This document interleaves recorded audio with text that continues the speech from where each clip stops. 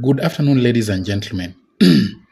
I want to hope that what I'm going to say does not amount to incitement to violence, as some hoodlums around the president have always tried to always feel like anybody who is talking anything that is against this regime is inciting violence. Everything they are doing is inciting violence.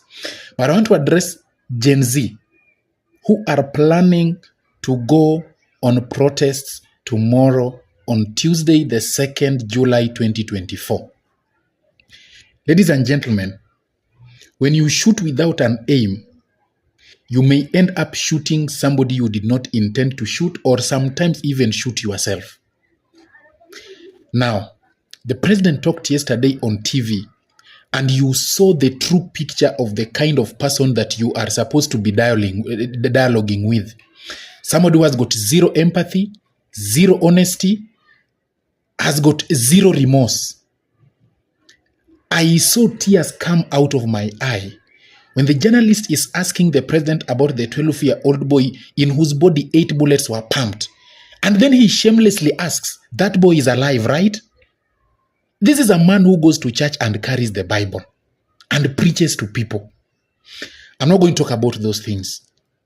That interview was a national shame. And whoever advised the president to attend that interview is one of his greatest enemies that he needs to know. Dear ladies and gentlemen, patriots and comrades who are planning to go on protest tomorrow, allow me give you my piece of advice regarding that protest. Don't go to the protest without an aim. Don't go to the protest to go and vent your anger and frustration. It is going to be counterproductive. The president, I said in one of the videos here, is not honest.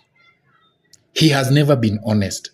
Actually, the fact that he says that he withdrew the finance bill, he did not withdraw that thing. If you heard him the way he was talking, that man did not withdraw that thing. He played the psychology of Kenyans so that he can be able to quell the tension, to give him opportunity to be able to come up with a forceful counter when he is now going to shock these people finally.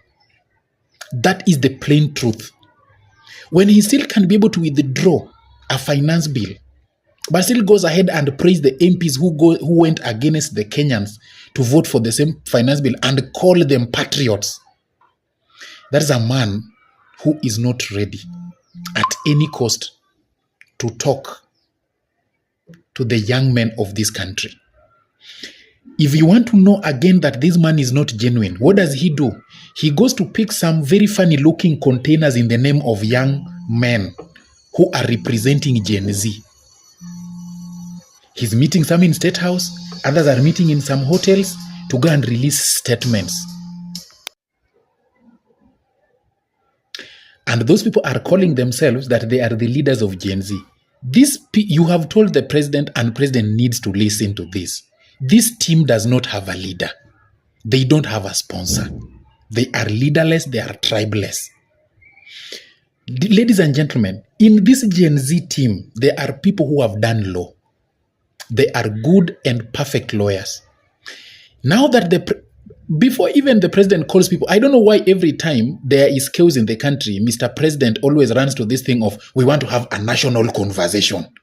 When Raila was doing his picketing and all the stuff, we wanted a national conversation. And out of it, NADCO report came. Somebody needs to ask the president, where did that NADCO report go to? Has he implemented it? Were there some raft of things that Kenyans told him in that NADCO report? What has he done about it? Zero.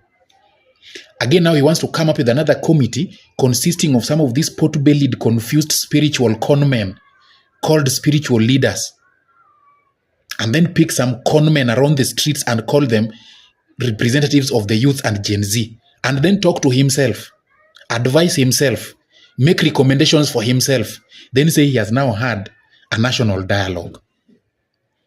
Ladies and gentlemen, we have lawyers amongst us.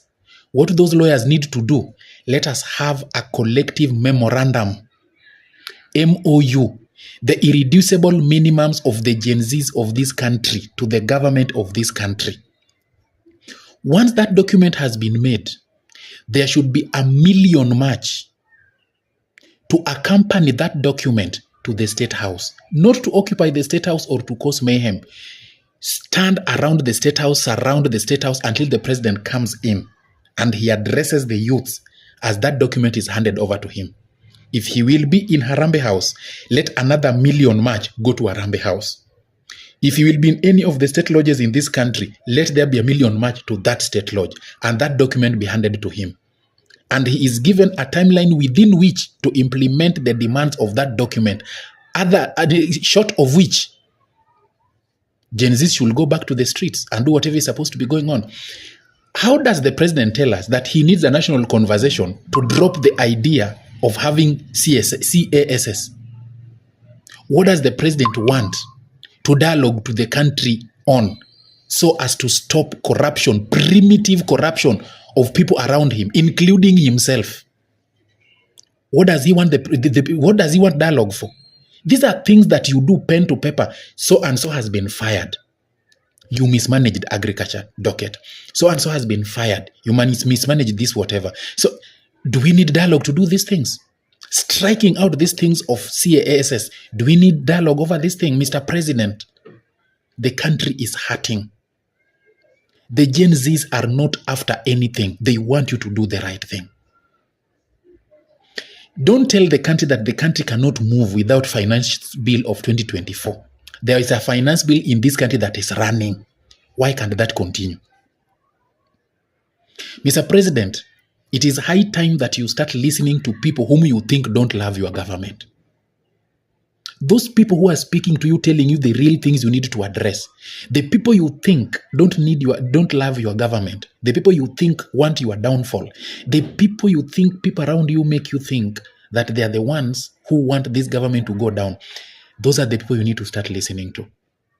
The youth of this country mean well for this country. You are our president and we cannot run away from that fact as we speak right now. What is so difficult in you just being humble, honest, and doing the right thing? Gen Zs, don't go on the streets without a motive. I would wish that if you are to go on streets, don't go tomorrow. Don't even go on Thursday. Let Gen Zs have their own Twitter space. Let us converse through all the issues we want addressed. Put them in a document. March to the State House or Harambee House and hand over peacefully that document to the president. And tell him that, Mr. President, this is our irreducible minimum as the youths of this country. We are giving you this duration of time to sort it out. Then get back to your homes. Sit back and watch. Goodbye.